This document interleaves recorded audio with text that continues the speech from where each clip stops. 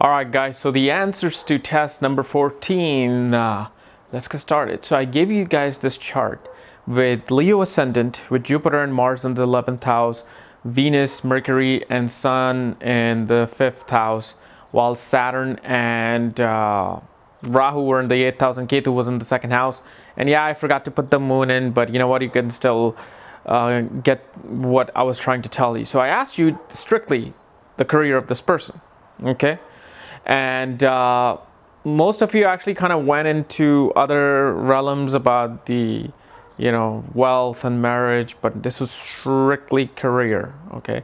And I looked at all the charts, I looked at all the comments, and I guess few came close. One actually just nailed the answer. This was once again the user 1008 Kathy. Let me see. I've written her number. Yeah, 1008 Kathy. And there's a reason why I set every planet in certain houses, and the reason for that is this is like obvious chart of a Vedic astrologer or astrologer in general. Why did I choose these houses? Because astrology profession is seen from the 2nd, 5th, 8th, and 11th house in Vedic astrology. And this is why I specifically give you the degrees to see what is going on. First of all, how is it that you can determine this person could be a very good astrologer? First of all, there's a Parivartan Yoga happening between Jupiter and Mercury from the 5th and 11th house. And this denotes to a very intelligent person who can comprehend things. Meaning that if they were to learn something regarding a certain combination, in Vedic astrology, which is quite complicated sometimes, they will get it. They will say, okay, I have planets in cardinal houses, 3 planets in Dushanta houses, but they're in the fixed signs, and then Rahu's aspecting this. Oh, I remember this combination denotes to somebody who might be a criminal. They get that. It becomes easy to them, and they can actually succeed not just in astrology, but mathematics. So this was a very powerful thing, especially between the 5th and 11th house, gain and education, meaning gain of knowledge. And Mercury in the 5th house, and Mercury represents quote-unquote astrology, interest in astrology, in the 5th house of ancient text, learning ancient knowledge. So obviously that is a very strong indication. Plus there's a Buddha Aditya Yoga happening, meaning that rise of authority in the field that these 2 planets are in. So rise in authority of knowledge, of ancient knowledge, okay? And then Venus is being combust with Sun's close conjunction, meaning that this person will not really be interested in the fun things of this house, fun things of the 5th house, but more so it'll concentrate on the academic side of the 5th house. They won't be about glorifying their knowledge.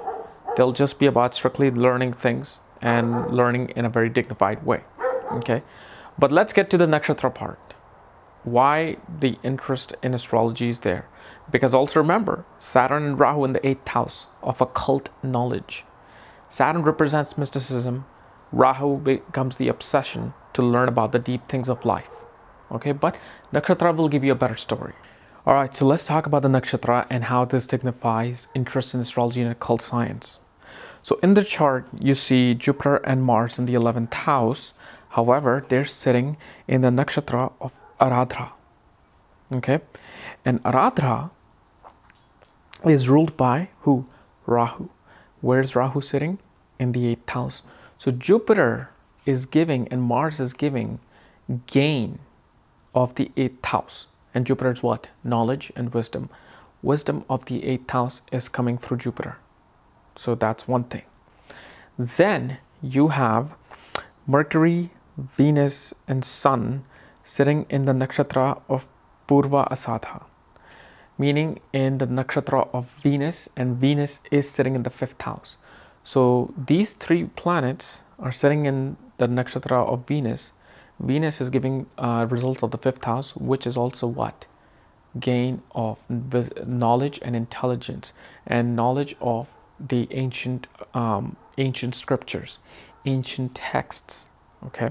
So this is where, and then Venus is becoming also strong, even though combust, it's becoming strong because it's in its own nakshatra.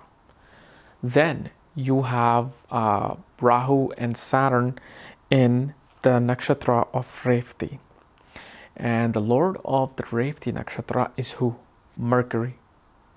Mercury is sitting where? Fifth house of intelligence, of knowledge of the ancient scripture, and Mercury signifies astrology.